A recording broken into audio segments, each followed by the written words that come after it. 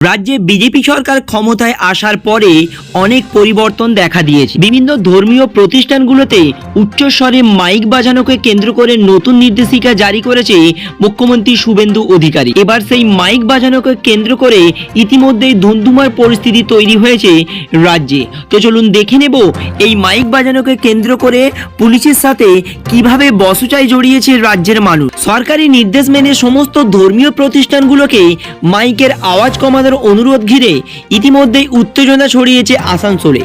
ঘটনাটি ঘটেছিল জাহাঙ্গীর মহল্লায় এলাকার। আসানসোলের দুর্গাপুর পুলিশ কমিশনারেটের তরফ থেকে এই নির্দেশিকা ইতিমধ্যেই সেই এলাকায় দেয়া হয়েছিল যে সকল ধর্মীয় প্রতিষ্ঠানগুলোকে মাইকের আওয়াজ কমাতে হবে। সরকারি নির্দেশিকা মেনেই এই পদক্ষেপ করা হয়েছিল বলে দাবি পুলিশের।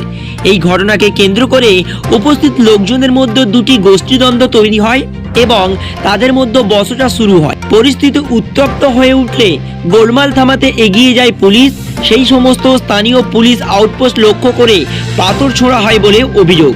পুলিশের সঙ্গে শুরু হয় হাতাহাতি এবং ইট ছোড়া ও ধস্তাধস্তি। বস্তা থেকে খুব শীঘ্রই এলাকা জুড়ে অশান্তি ছড়িয়ে পড়ে। উত্তেজিত জনতা ইট ও পাথর দিয়ে পুলিশ ফাঁড়িতে হামলা চালায় বলে অভিযোগ। তবে এই ঘটনার তীব্র নিন্দা করেছেন মুখ্যমন্ত্রী শুভেন্দু অধিকারী এবং জানিয়েছে সিসিটিভির মাধ্যমে নজরদারি করা হচ্ছে।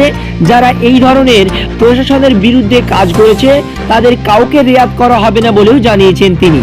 তো ফ্রেন্ডস, বিজেপি সরকার ক্ষমতায় আসার পরেই রাজ্য জুড়ে যে সকল নির্দেশিকাগুলো দেওয়া হয়েছে, বিশেষত সকল ধর্মীয় প্রতিষ্ঠানগুলিতে উচ্চস্বরে মাইক বাজানোকে কেন্দ্র করে যে নির্দেশিকা জারি করা হয়েছে, এই নির্দেশিকা সম্পর্কে আপনার কি মতামত অবশ্যই আমাদেরকে কমেন্ট বক্সে লিখে জানাবেন। Thank you friends, thank you for watching.